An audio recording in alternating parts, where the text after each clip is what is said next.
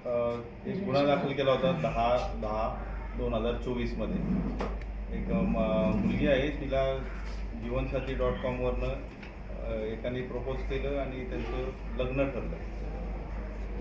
लग्न ठरल्यानंतर त्यांनी वेगवेगळे बहाणे सांगितले. तो अमेरिकेत बिझनेस करतोय डायमंड आणि ज्वेलरीचा, आणि त्या बिझनेसमध्ये डायमंडचा जो बिझनेस आहे ते डायमंडचे काही आर्टिकल्स त्यांनी गिफ्ट म्हणून तिला पाठवलेले आहेत आणि ते कस्टममध्ये अडकले म्हणून त्यांनी तिच्याकडनं पैसे घेतले. नंतर युगांडामध्ये त्याचा ॲक्सिडेंट झालेला आहे आणि इमिजिएट त्याला पैशाची गरज आहे. त्याकडे जी करन्सी आहे ती त्या देशात चालत नाही असं सांगून तिच्याकडनं वेगवेगळ्या बहाण्याने जवळजवळ 13,54,981 रुपये त्यांनी घेतले. त्यानंतर हे बरेच दिवस चाललं होतं म्हणून तिला संशय आला आणि मग तिने पोलीस स्टेशनमध्ये गुन्हा दाखल केला. गुन्ह्याचा तपास करताना आमच्या आयोनी बँक स्टेटमेंट, जीवनसाथी.comचं प्रोफाईल आणि AI म्हणजे आर्टिफिशियल इंटेलिजन्सचा वापर केला आणि त्याच्यावरनं जईद खान हा मुलगा आहे त्याला प्रेस केलं आणि त्याला पकडलं भोपाळमध्ये. जईद खान जो आहे त्याकडे इंट्रॉगेशन केल्यानंतर दुसरा जो मुख्य आरोपी आहे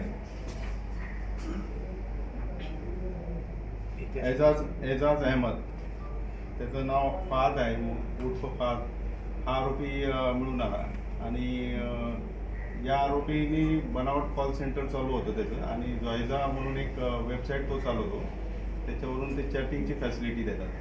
तर असे तो वेगवेगळे बनावट प्रोफाईल बनवतो आणि मुलींना फसवून त्यांच्याकडनं पैसे काढतो. आता हे जे प्रोफाईल आहे जईद खान हा एकदम स्मार्ट मुलगा आहे. त्याचं स्टुडिओ आहे, हेअर स्टुडिओ आहे तिथे, हेअर कटिंग स्टुडिओ. त्याचे एकट्याचे 7-8 जवळजवळ प्रोफाईल त्यांनी वेगवेगळे बनवलेले आहेत आणि मुलींना आमिष दाखवून ते हे करतात. तर ह्या तपासामध्ये पोलिसांकडे काहीच माहिती नव्हती. म्हणजे जीवन.comचं प्रोफाईल आणि बँक अकाउंट याच्यावरनं गुगलवरनं त्यांनी त्याच्या फेस रेकग्नाईज केला, मुलीला दाखवला आणि तो तिच्या व्हिडिओमध्ये जे फोटो होते त्यात व्हेरीफाय केल्यानंतर पहिल्यांदा आम्ही जईदला ताब्यात घेतलं. त्याच्यानंतर आमची टीम त्याच्या माहितीनुसार लखनौमध्ये गेली आणि तिथून हा दुसरा आरोपी ताब्यात घेतलेला आहे.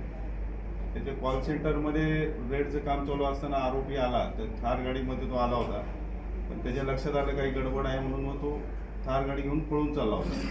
लोकांनी आमच्याजवळ 5-6 किलोमीटर पाठलाग करून दुसरा आरोपी ताब्यात घेतलेला आहे. या गुन्ह्यात जे रक्कम गेलेली आहे ती सर्व रिकवर केलेली आहे आणि अशा प्रकारे अजून काही इतर फसवणूक झाली आहे का याचा पोलीस तपास करत आहे. कुठल्या राज्यातून याला अटक केलेली आहे? दुसऱ्या आरोपी मुख्य आरोपीला लखनौमधनं अटक केलेली आहे, UP-मध्ये.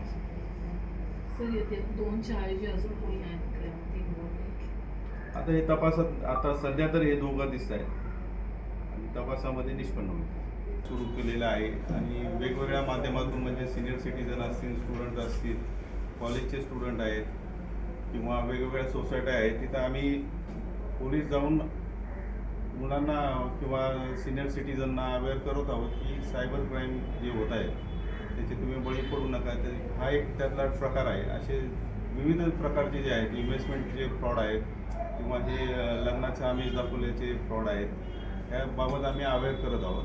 आणि असं काही असेल, कोणी काय अवाजवी डिमांड करत असेल तर नागरिकांनी सतर्क होणं गरजेचं आहे आणि परत जे काही चालू आहे ते व्हेरीफाय करणं गरजेचं आहे पैसे पाठवण्याचं.